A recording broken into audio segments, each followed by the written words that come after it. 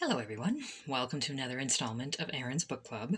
I'm sorry for all of this, but it seems to be that the only time that I have energy or time to do a book review nowadays is later at night, just before I go to bed and after my shower. So you have to deal with this. Anyway, the book review I have to do today is Alta by Mercedes Lackey. And this is the second in the Joust series by Mercedes Lackey.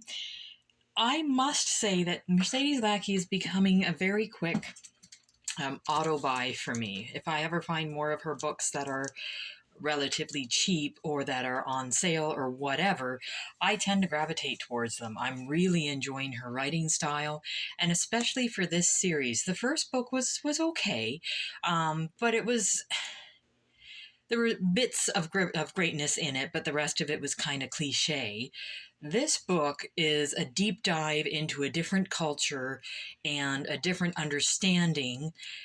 It's done so well that the characters grow along with you, and the main juxt of the story, the dragons that we're training and jousting for to go to war to, becomes a very important backdrop, but a backdrop nonetheless. And then at the same time, we're asking questions about what ultimate power will do.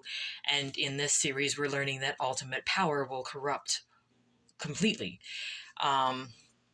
So looking into that and how power, even in a weak man, can make the weak man be in control. The one thing that I don't like is the main character, after being a slave for most of his young life and then running away and knowing what it's like to be thought down of, to be thought less of, is very derogatory to the female character in this book, who ends up becoming the love interest. And it's in such a way that I would not be interested in this fellow, strictly because the way he treats me, as though I don't know what I'm doing, or as though I'm some flower that needs to be protected, which would just frankly piss me off. And they treat her like the sight of all, like, you've got to feed the dragons meat, and they treat her like if she saw the meat and the blood of feeding the dragons, she would just fall apart. And the character at first kind of goes into that mold.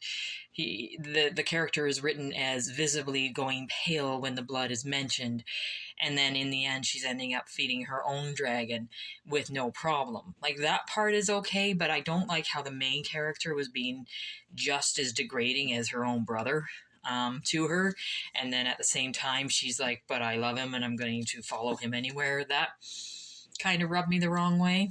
But that still being said, because the book was written for somebody obviously younger than me, and I was still captivated to the point where I'm going to be ordering. I've got the next book on my wish list, and the moment I have a little bit of extra money, I'm going to order it.